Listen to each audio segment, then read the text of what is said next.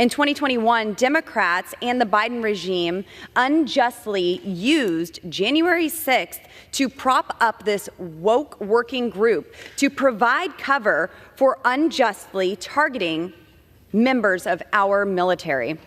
The so-called countering group extremist activity working has been weaponized and implemented to almost exclusively target Republicans, conservatives, and libertarians serving in the military. And yet, by its own metrics, it has been a massive waste of money and time. The Defense Department continues to spend large amounts of time and money to combat extremism, yet its own analysis of the situation shows that it's entirely unnecessary. In fact, fewer than 100 service members have been subject to the discipline due to engagement in extremist activities. If someone is truly a patriot, they would not be offended by trying to find out who's an extremist that might be in a bunk next to you, might be in a foxhole next to you. There's nothing radical about that. There's nothing leftist about that. My colleagues allege that the department's efforts to counter extremist activities unfairly targets conservatives. There's nothing in the Countering Extremist Activity Working Group's final report to substantiate that allegation, because violent extremism, regardless of its political or partisan leaning, is a danger to all of us and to this democracy.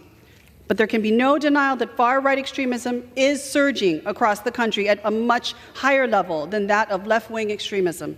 A recent study showed that violent extremist acts in the United States were far more likely to be associated with far-right ideologies like white supremacy than for any far-left alternative. In fact, the level of violence perpetrated by right-wing extremists in this country is on par with, if not higher than, that of Islamist extremists.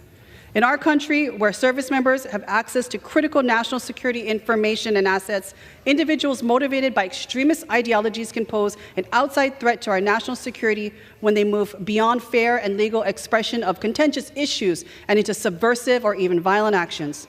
Tackling extremism in our military is not about promoting wokeness, which my colleagues continue to be obsessed about.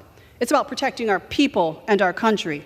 This is the problem I have, not just with Lauren Boebert, but please include Lauren Boebert, with all of these Republicans pretending that they are all about our military and service members and veterans, and that their job is to protect the bond of these so-called American patriots, even those that are white supremacists, even those who participated in an active attempt at overthrowing our government. Keep in mind, this is the same energy that have people getting death threats over turned down Confederate monuments. If you don't believe me, think about this. How is it that we're trying to investigate counter group extremists within our military? Give the Department of Defense the ability to take a look and take this serious as a problem. And there's an amendment from Boebert about this very thing.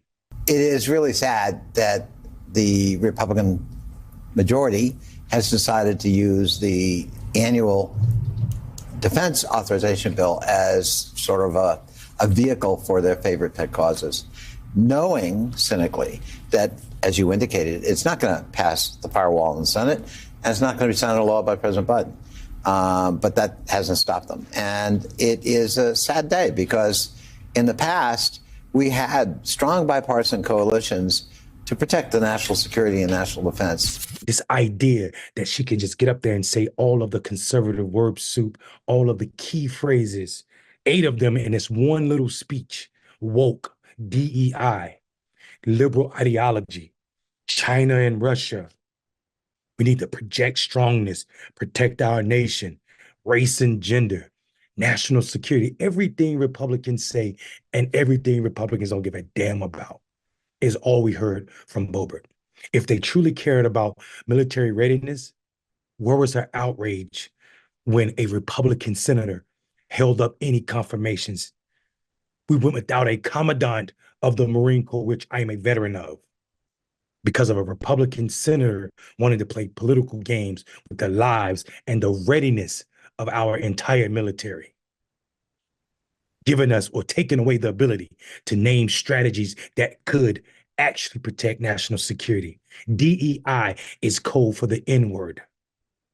This implication that Black people that get jobs or making equitable stances so that people that are not white men can get hired in a way that looks at their entirety and not just their race is a problem for these people because they want to say N-word. It's their new way to say the N-word.